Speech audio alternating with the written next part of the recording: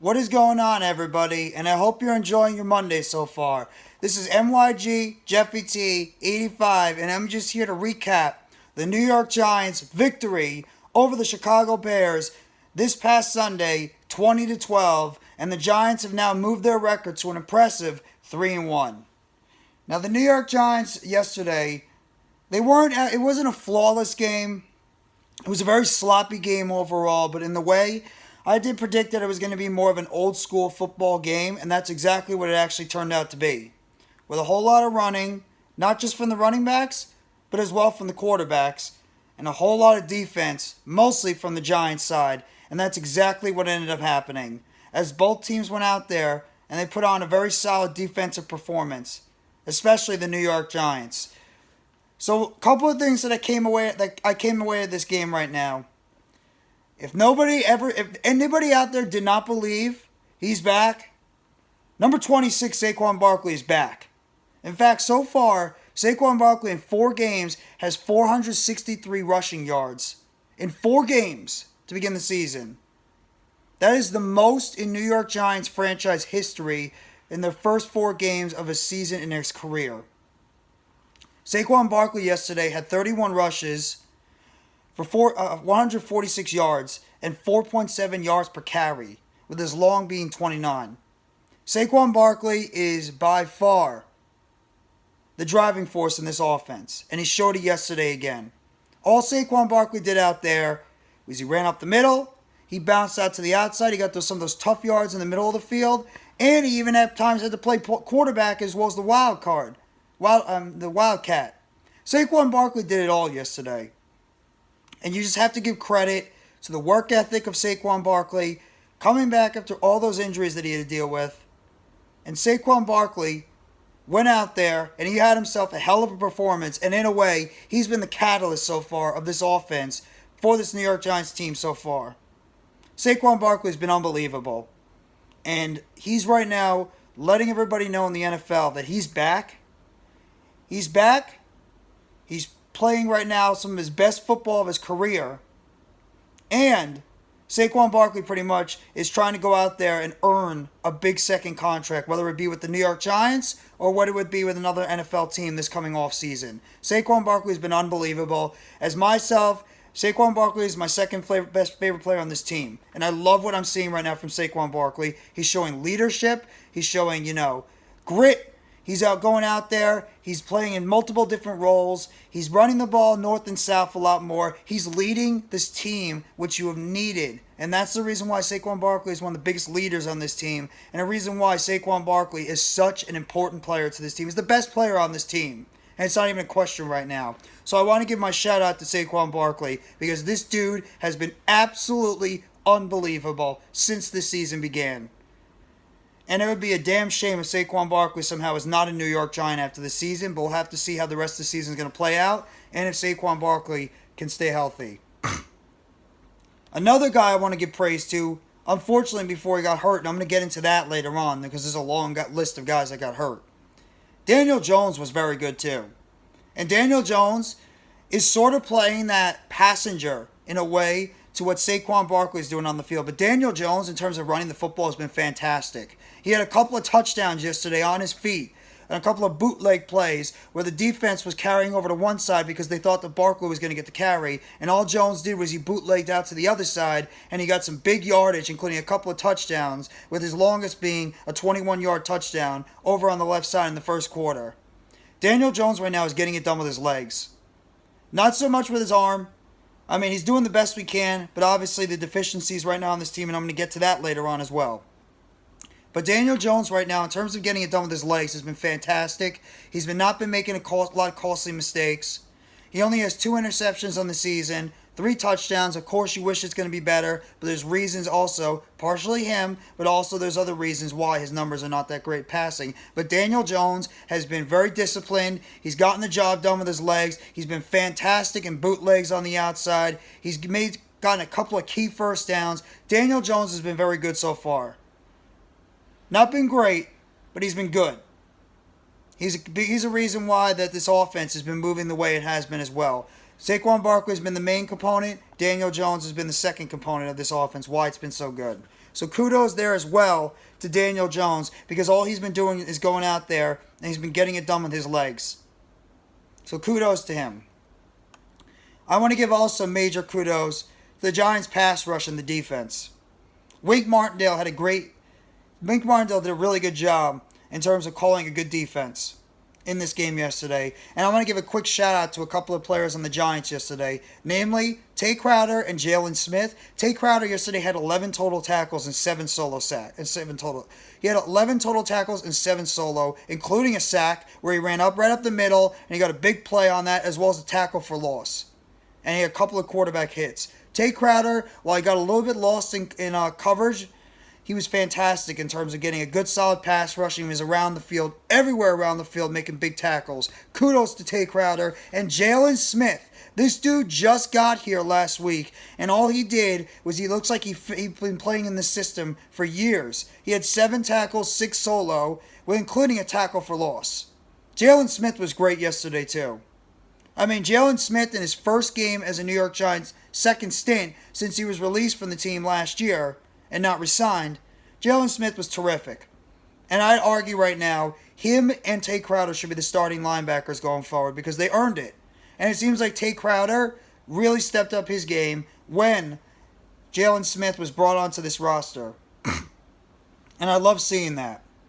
It seems like that Tay Crowder's game really stepped up because he had Jalen Smith over there on the other side. And kudos to the both of them. Because both of them brought a presence right now to the middle of that linebacker core in terms of the run defense. And one more shout out, our guy, Dexter Lawrence, a.k.a. Sexy Dexy. He had 5 total tackles, 2 solo, 2 sacks, 1 tackle for loss, and 3 quarterback hits. Dexter Lawrence was a monster in this game yesterday. He had 8 pressures on the quarterback. 8! That's the second most overall by a defensive tackle behind Chris Jones, and we know how good Chris Jones is. Dexter Lawrence was a monster in the middle of that defense, and major kudos out there to Dexter Lawrence. He was phenomenal. But if it wasn't for Saquon Barkley, Dexter Lawrence right now would be one of the MVPs of this game. He should be one of the MVPs of this game, maybe even this season, especially with Leonard Williams right now still out with a sprained MCL. Dexter Lawrence has been getting it done in the middle of that field. And there's a reason why Mick Martindale has gone out of his way saying that Dexter Lawrence is one of his favorite defensive tackles and favorite players on this defense because of how good Dexter Lawrence was. And also kudos to the pass rush in general.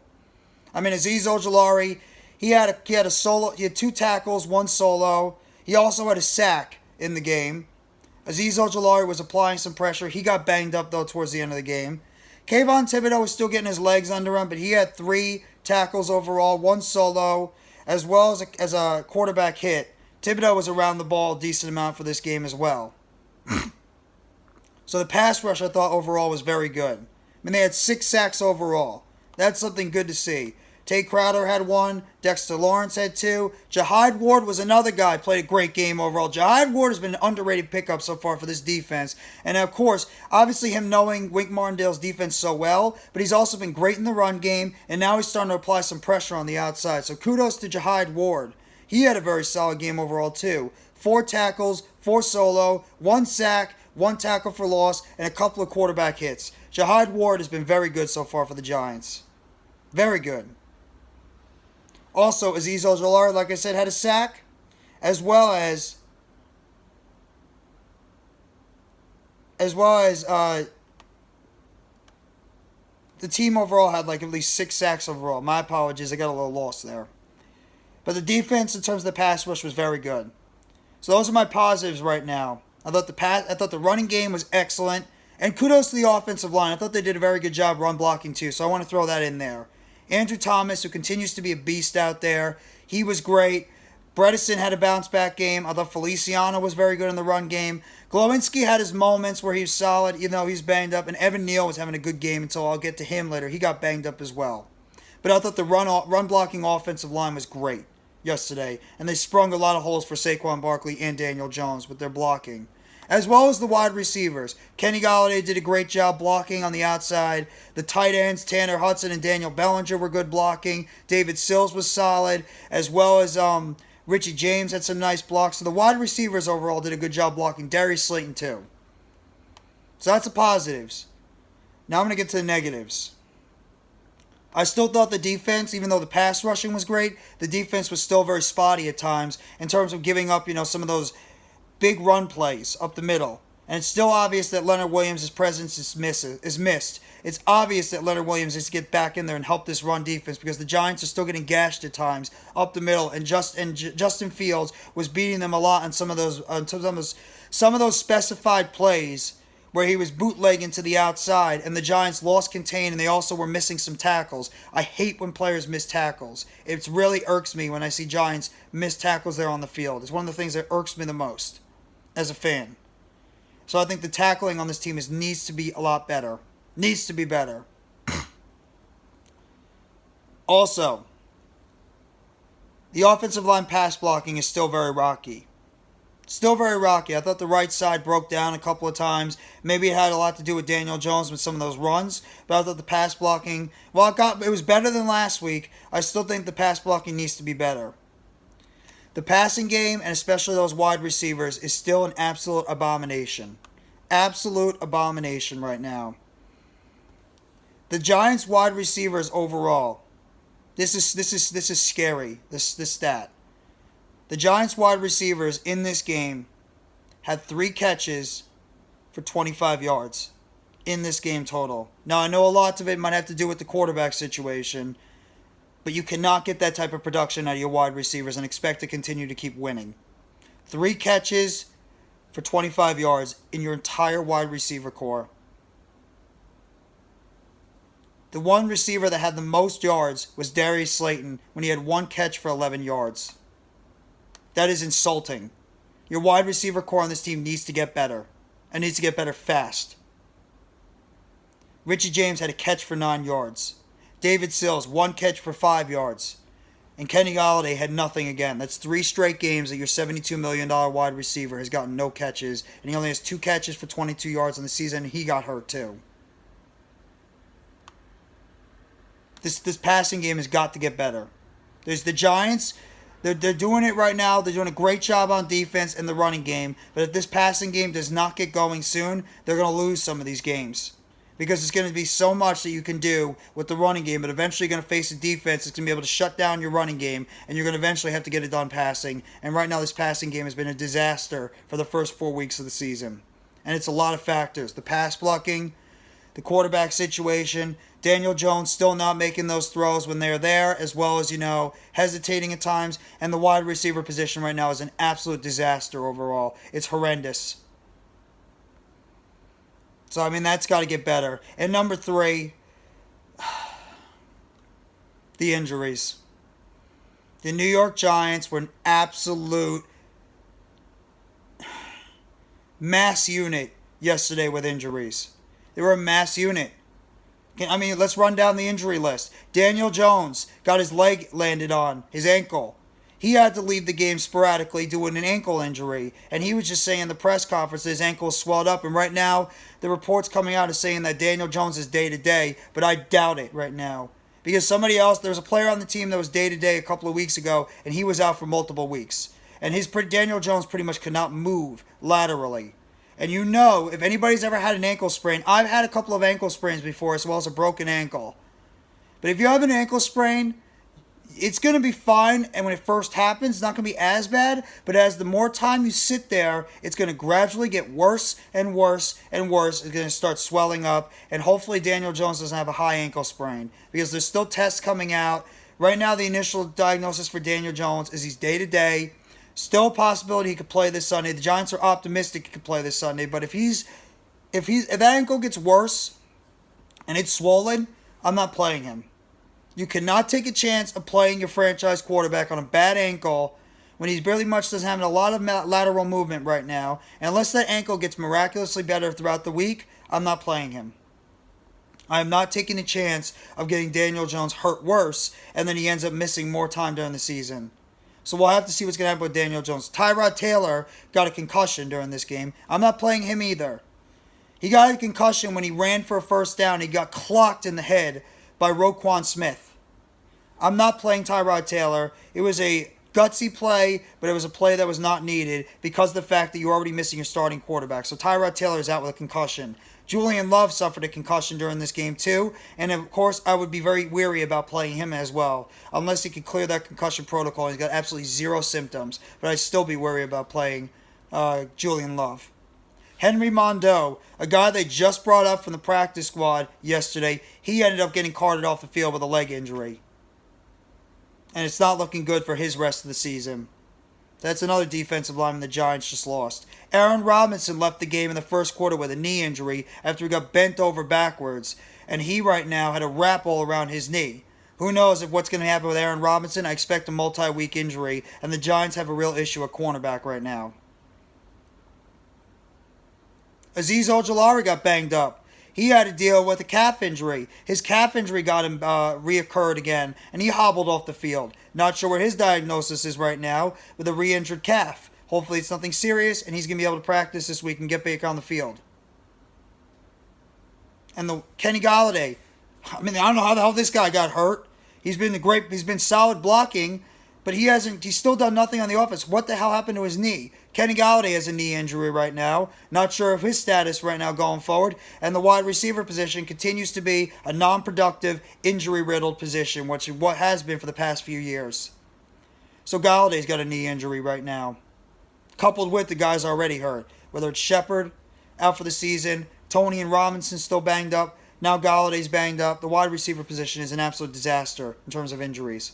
And the one that scares me the most, even though he says he's going to be okay, is Evan Neal with a neck injury.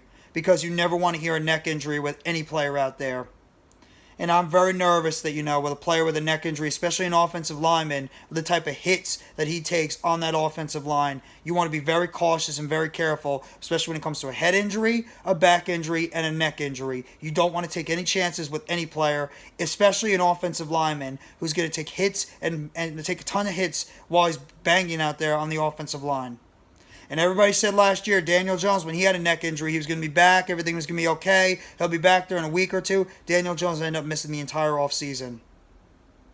I'm not taking any chances with a neck injury. So I hope Evan Neal's going to be okay, because it would be a damn shame if something happens to him and he has to miss some time. I'm still waiting for the injury diagnoses on everybody. Daniel Jones is the only one that somewhat is out right now, but he's still getting more tests to get the exact diagnosis of his injury, as well as all these other guys. I'll recap it real quickly again. It's a long list. Azeez Ojulari re-aggravated his quad. He hobbled off the field. We'll see with him. Aaron Robinson's got a knee injury. He had his knee wrapped up after the game. Looks like he's going to be having a multi-week absence. Kenny Galladay's got a knee injury. Not sure how severe he is. We'll have to see how he's going to look coming back. Daniel Jones, the ankle injury. Right now the team is saying day to day, optimistic he could play on Sunday against the Packers. We'll see what's going to happen with practice. Tyrod Taylor's got a concussion, as well as Julian Love's got a concussion. Unless those two really make miraculous recovery, I don't expect them out there. Henry Mondeaux Henry Mondeaux got carted off with a leg injury. I don't think he's going to be back this season. I'm not expecting much from him. And Evan Neal's got a neck injury. And I'm not sure with him. Oh, and I forgot. Mark Glowinski also suffered an ankle injury. So your entire right side of the offensive line is either banged up or they might be out for this game. And don't forget, John Feliciano's been battling lower leg injury. So the Giants team right now got severely banged up. So while I'm ecstatic that we're 3-1, I am beyond thrilled the Giants are 3-1. Nobody out there expected us to be 3-1. We didn't. And there's a lot of positives coming out of this game. The running game continues to be fantastic, led by Saquon Barkley and Daniel Jones. The run blocking has been great. The pass rush played a lot better last week. You get good contributions on that defense. The coaching continues to be stellar so far. Kafka, Martindale, and Dable did a great job yesterday, albeit against an undermined Bears team, but a win is still a win. But there's also some concerns. The passing offense is still bad. Daniel Jones is still not getting it done in terms of his passing yardage. The offensive line pass blocking is still not great. The wide receiver position has been a disaster. Tight ends, they're serviceable right now, but still would hope for a little bit more.